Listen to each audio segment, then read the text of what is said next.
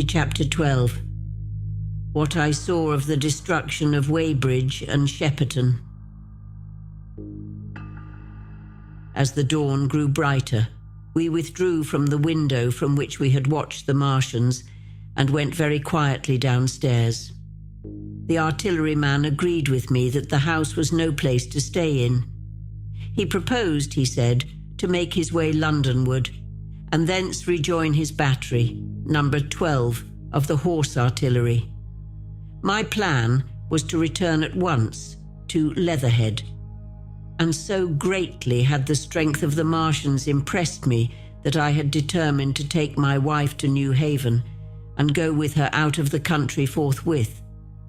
For I already perceived clearly that the country about London must inevitably be the scene of a disastrous struggle before such creatures as these could be destroyed. Between us and Leatherhead, however, lay the third cylinder, with its guarding giants. Had I been alone, I think I should have taken my chance and struck across country. But the artilleryman dissuaded me. "It's no kindness to the right sort of wife," he said, "to make her a widow." And in the end I agreed to go with him, under cover of the woods, northward as far as Street Cobham, before I parted with him. Thence I would make a big detour by Epsom to reach Leatherhead. I should have started at once, but my companion had been in active service, and he knew better than that. He made me ransack the house for a flask, which he filled with whiskey, and we lined every available pocket with packets of biscuits and slices of meat. Then we crept out of the house and ran as quickly as we could down the ill-made road by which I had come overnight. The houses seemed deserted. In the road lay a group of 3 charred bodies close together, struck dead by the heat ray, and here and there were things that people had dropped: a clock, a slipper, a silver spoon, and the like poor valuables. At the corner turning up towards the post office, a little cart, filled with boxes and furniture, and horseless, heeled over on a broken wheel. A cash box had been hastily smashed open and thrown under the debris. Except the lodge at the orphanage, which was still on fire, none of the houses had suffered very greatly here. The heat ray had shaved the chimney tops and passed. Yet, save ourselves, there did not seem to be a living soul on Maybury Hill. The majority of the inhabitants had escaped, I suppose, by way of the old Woking road, the road I had taken when I drove to Leatherhead, or they had hidden. We went down the lane by the body of the man in black, sodden now from the overnight hail, and broke into the woods at the foot of the hill. We pushed through these towards the railway without meeting a soul. The woods across the line were but the scarred and blackened ruins of woods. For the most part, the trees had fallen, but a certain proportion still stood, dismal grey stems with dark brown foliage instead of green. On our side, the fire had done no more than scorch the nearer trees. It had failed to secure its footing. In one place, the woodmen had been at work on Saturday. Trees, felled and freshly trimmed, lay in a clearing with heaps of sawdust by the sawing machine and its engine. Hard by was a temporary hut, deserted. There was not a breath of wind this morning, and everything was strangely still. Even the birds were hushed, and as we hurried along, I and the artilleryman talked in whispers and looked now and again over our shoulders. Once or twice we stopped to listen. After a time we drew near the road, and as we did so we heard the clatter of hoofs and saw through the tree stems 3 cavalry soldiers riding slowly towards Woking. We hailed them, and they halted while we hurried towards them.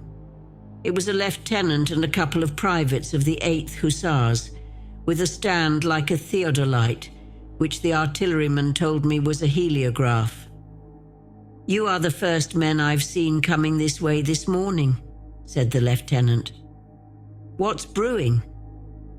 His voice and face were eager. The men behind him stared curiously. The artilleryman jumped down the bank into the road and saluted. "Gun destroyed last night, sir.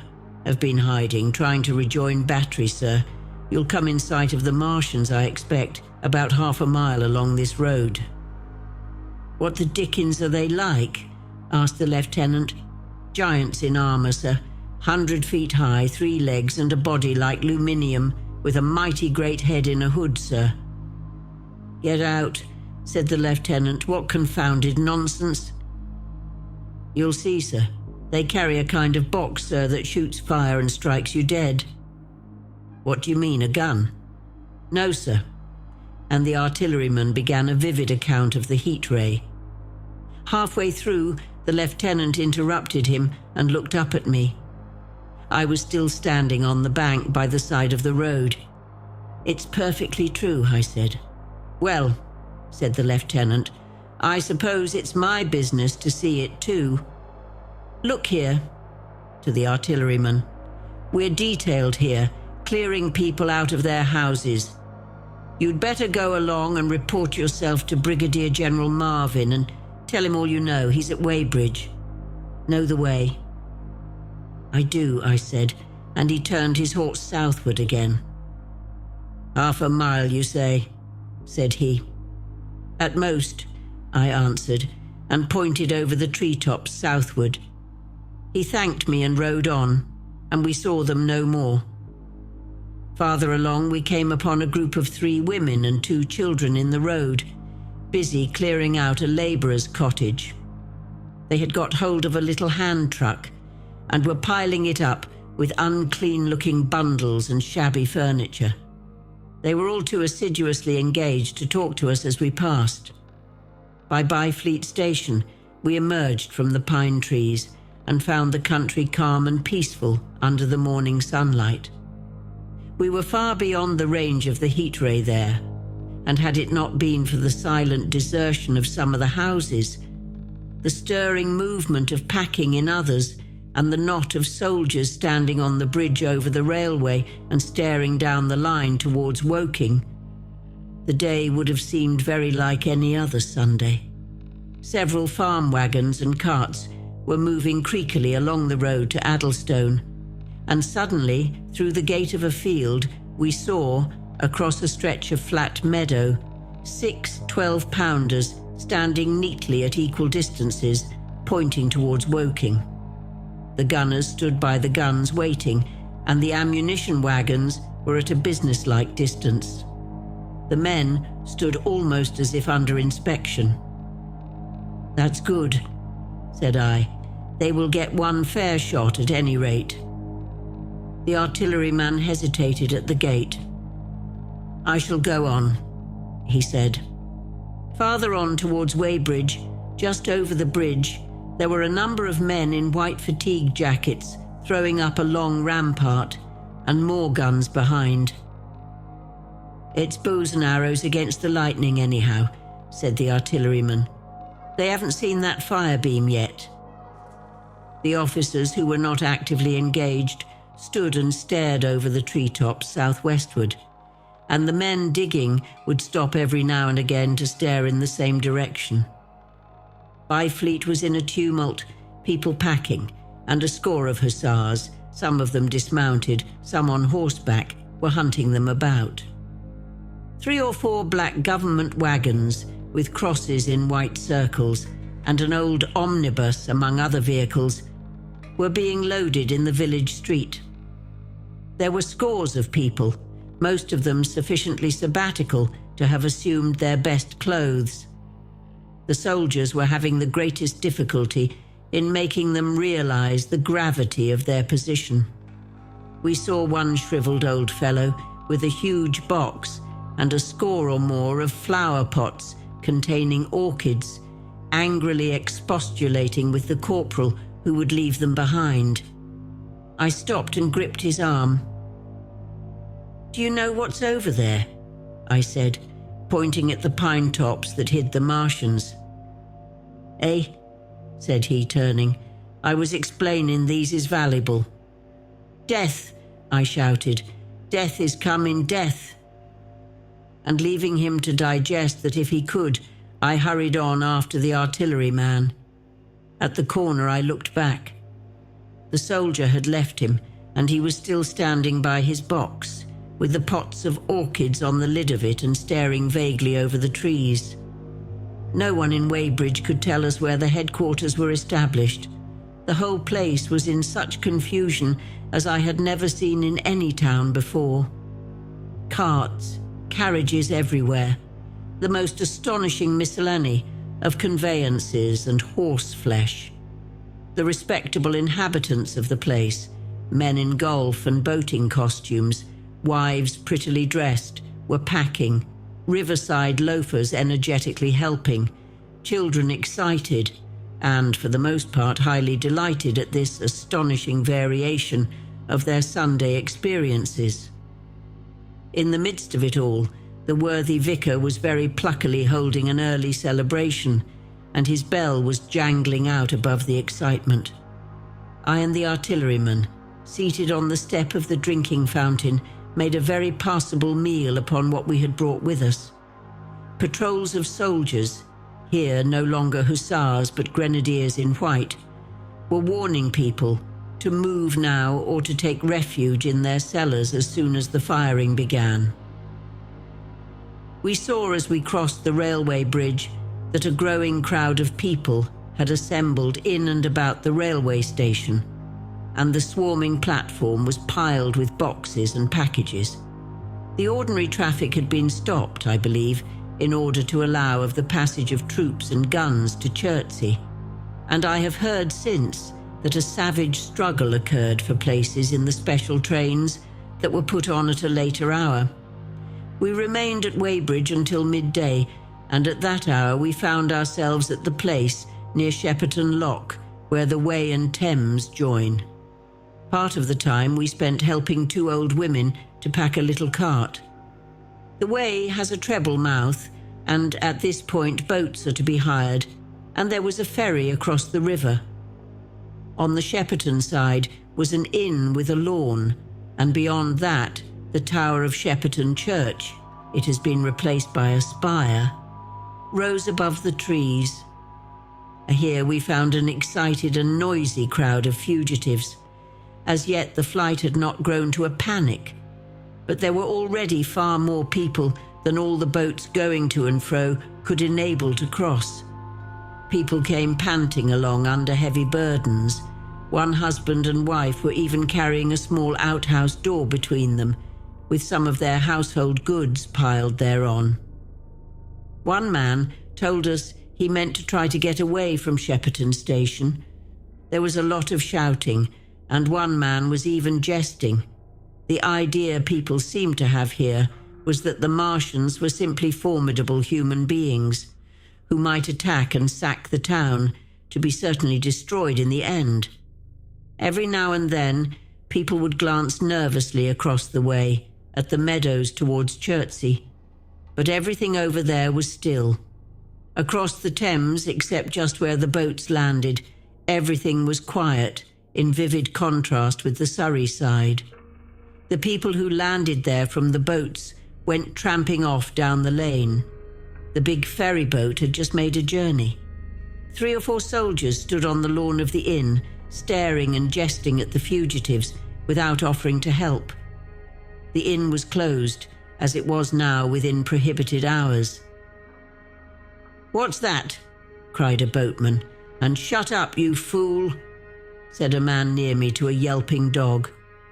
Then the sound came again, this time from the direction of Chertsey, a muffled thud, the sound of a gun. The fighting was beginning. Almost immediately unseen batteries across the river to our right, unseen because of the trees, took up the chorus, firing heavily one after the other. A woman screamed. Everyone stood arrested by the sudden stir of battle, near us and yet invisible to us. Nothing was to be seen save flat meadows, cows feeding unconcernedly for the most part, and silvery pollard willows motionless in the warm sunlight. "The soldiers'll stop 'em," said a woman beside me doubtfully. A haziness rose over the treetops. Then suddenly we saw a rush of smoke far away up the river, a puff of smoke that jerked up into the air and hung, and forthwith the ground heaved underfoot, and a heavy explosion shook the air, smashing 2 or 3 windows in the houses near, and leaving us astonished. "Here they are," shouted a man in a blue jersey. "Yonder, do you see them? Yonder." Quickly, one after the other, 1, 2, 3, 4 of the armored Martians appeared, far away over the little trees, across the flat meadows that stretched towards Chertsey, and striding hurriedly towards the river. Little cowled figures they seemed at first, going with a rolling motion and as fast as flying birds. Then, advancing obliquely towards us, came a 5th. Their armoured bodies glittered in the sun as they swept swiftly forward upon the guns, growing rapidly larger as they drew nearer. One on the extreme left, the remotest that is, flourished a huge case high in the air, and the ghostly, terrible heat ray I had already seen on Friday night smote towards Chertsey and struck the town. At sight of these strange, swift and terrible creatures, the crowd near the water's edge seemed to me to be for a moment horror-struck. There was no screaming or shouting, but a silence. Then a hoarse murmur and a movement of feet, a splashing from the water. A man, too frightened to drop the portmanteau he carried on his shoulder, swung round and sent me staggering with a blow from the corner of his burden. A woman thrust at me with her hand and rushed past me. I turned with the rush of the people, but I was not too terrified for thought. The terrible heat ray was in my mind. To get under water. That was it. "Get under water," I shouted, unheeded. I faced about again and rushed towards the approaching Martian, rushed right down the gravelly beach and headlong into the water. Others did the same. A boatload of people putting back came leaping out as I rushed past. The stones under my feet were muddy and slippery, and the river was so low that I ran perhaps 20 feet, scarcely waist deep. Then, as the Martian towered overhead, scarcely a couple of 100 yards away, I flung myself forward under the surface. The splashes of the people in the boats leaping into the river sounded like thunderclaps in my ears. People were landing hastily on both sides of the river, but the Martian machine took no more notice for the moment of the people running this way and that than a man would of the confusion of ants in a nest against which his foot has kicked. When, half suffocated, I raised my head above water, the Martian's hood pointed at the batteries that were still firing across the river, and as it advanced, it swung loose what must have been the generator of the heat ray. In another moment it was on the bank, and in a stride wading halfway across.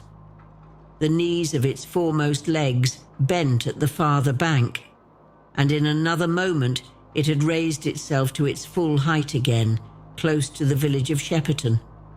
Forthwith the 6 guns which, unknown to anyone on the right bank, had been hidden behind the outskirts of that village, fired simultaneously. The sudden near concussion, the last close upon the first, made my heart jump. The monster was already raising the case, generating the heat ray, as the first shell burst 6 yards above the hood. I gave a cry of astonishment. I saw and thought nothing of the other 4 Martian monsters. My attention was riveted upon the nearer incident. Simultaneously, 2 other shells burst in the air near the body as the hood twisted round in time to receive, but not in time to dodge the 4th shell. The shell burst clean in the face of the thing. The hood bulged, flashed, was whirled off in a dozen tattered fragments of red flesh and glittering metal. "Hit!"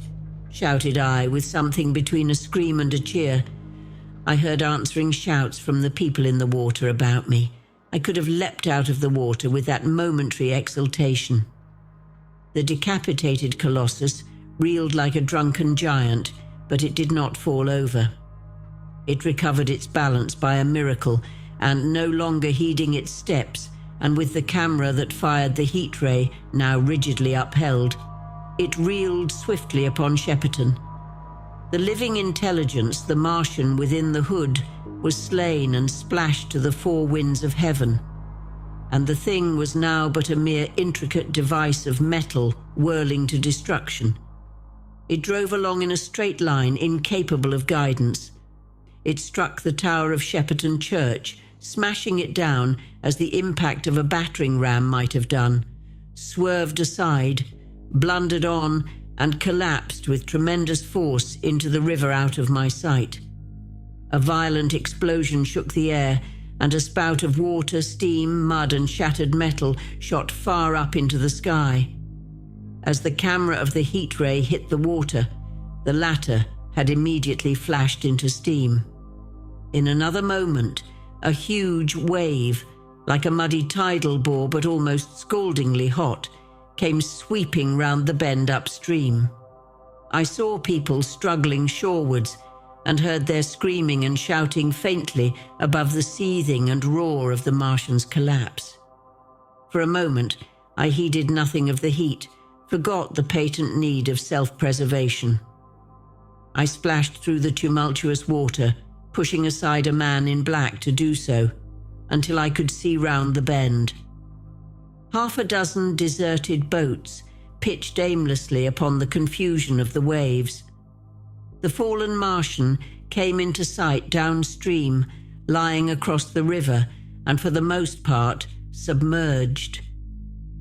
Thick clouds of steam were pouring off the wreckage, and through the tumultuously whirling wisps I could see, intermittently and vaguely, the gigantic limbs churning the water and flinging a splash and spray of mud and froth into the air. The tentacles swayed and struck like living arms, and save for the helpless purposelessness of these movements, it was as if some wounded thing were struggling for its life amid the waves. Enormous quantities of a ruddy brown fluid were spurting up in noisy jets out of the machine. My attention was diverted from this death flurry by a furious yelling, like that of the thing called a siren in our manufacturing towns. A man, knee-deep near the towing path, shouted inaudibly to me and pointed. Looking back, I saw the other Martians advancing with gigantic strides down the riverbank from the direction of Chertsey. The Shepperton guns spoke this time unavailingly. At that I ducked at once under water, and holding my breath until movement was an agony, blundered painfully ahead under the surface as long as I could. The water was in a tumult about me and rapidly growing hotter. When for a moment I raised my head to take breath and throw the hair and water from my eyes, the steam was rising in a whirling white fog that at first hid the Martians altogether. The noise was deafening. Then I saw them dimly, colossal figures of grey magnified by the mist. They had passed by me, and two were stooping over the frothing, tumultuous ruins of their comrade. The third and fourth stood beside him in the water, one perhaps 200 yards from me, the other towards Laleham. The generators of the heat rays waved high, and the hissing beams smote down this way and that.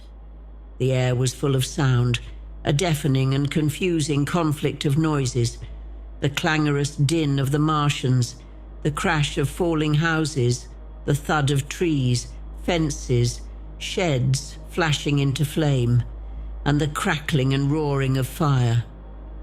Dense black smoke was leaping up to mingle with the steam from the river, and as the heat ray went to and fro over Weybridge, its impact was marked by flashes of incandescent white that gave place at once to a smoky dance of lurid flames. The nearer houses still stood intact, awaiting their fate, shadowy, faint and pallid in the steam, with the fire behind them going to and fro. For a moment, perhaps, I stood there, breast high in the almost boiling water, dumbfounded at my position, hopeless of escape. Through the reek, I could see the people who had been with me in the river scrambling out of the water, through the reeds, like little frogs hurrying through grass from the advance of a man, or running to and fro in utter dismay on the towing path. Then suddenly, the white flashes of the heat ray came leaping towards me. The houses caved in as they dissolved at its touch and darted out flames. The trees changed to fire with a roar. The ray flickered up and down the towing path, licking off the people who ran this way and that, and came down to the water's edge, not 50 yards from where I stood. It swept across the river to Shepperton, and the water in its track rose in a boiling wheel crested with steam. I turned shoreward. In another moment, the huge wave well nigh at the boiling point had rushed upon me. I screamed aloud and scalded, half-blinded, agonized. I staggered through the leaping, hissing water towards the shore. Had my foot stumbled, it would have been the end. I fell helplessly, in full sight of the Martians, upon the broad, bare, gravelly spit that runs down to mark the angle of the Wey and Thames. I expected nothing but death. I have a dim memory of the foot of a Martian coming down within a score of yards of my head, driving straight into the loose gravel, whirling it this way and that, and lifting again, of a long suspense, and then of the four carrying the debris of their comrade between them, now clear and then presently faint through a veil of smoke, receding interminably, as it seemed to me, across a vast space of river and meadow. And then, very slowly, I realized that by a miracle, I had escaped.